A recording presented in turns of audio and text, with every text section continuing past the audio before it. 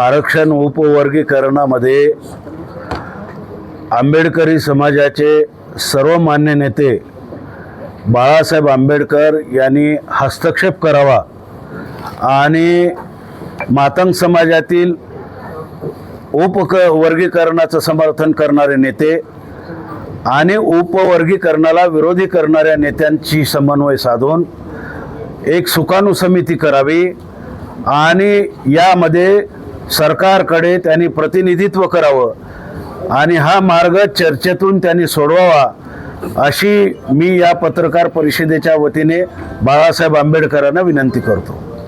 आपण आंबेडकरी चळवळीचे ज्येष्ठ नेते आहात, त्यासोबतच आता काँग्रेसमध्ये सुद्धा आहात, तर काँग्रेस पक्षाची काही भूमिका या संदर्भाने किंवा आपण काय प्रयत्न करणार, पत्र पाठवणार काही?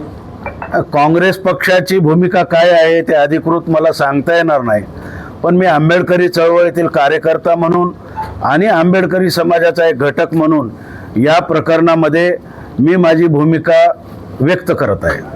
काही बाळासाहेबांना आपण या प्रकरणामध्ये हाताळण्यासाठी सांगताय? आम्ही एक प्रयत्न करतो आहोत की मराठवाड्यातील जे दलित पॅंथर पासून नामांतर लढ्यामध्ये असलेले कार्यकर्ते, बौद्धांच्या सवलतीसाठी लढलेले कार्यकर्ते, भूमिहीन गायरान कास्तकारांच्यासाठी लढलेले कार्यकर्ते, हे सर्व कार्यकर्ते अशा आंदोलनापासून 2 हात दूरचं अंतर राखून आहेत.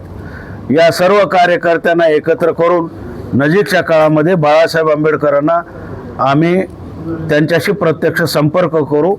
त्या अगोदर त्यांना पत्र लिहू आणि त्यांची वेळ घेऊन त्यांची भेट घेऊ आणि त्यांना विनंती करू की हा प्रश्न दोन्ही समाजाच्या दृष्टीनं अत्यंत गंभीर असा बनलेला आहे आणि कधी काळी हे समाज एकमेकाचे सहकारी होते, आता ते एकमेकाच्या विरुद्ध करण्याची प्रक्रिया सुरू झालेली आहे.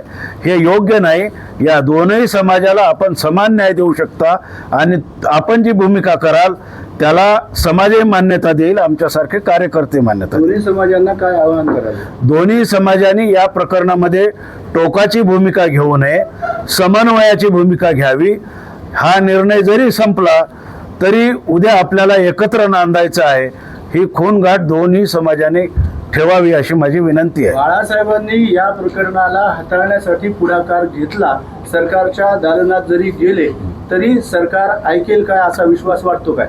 सरकार जरी नाही, सरकारवर दबाव तर निश्चित येईल, सरकारला ऐकावं तर लागेलच, पण निर्णय करताना सरकार आज ज्या एकतर्फीपणानं जात आहे त्या एकतर्फीपणामुळे बौद्ध समाजामध्ये अशी भावना झालेली की आमचं काहीतरी चाललेलं आहे ना.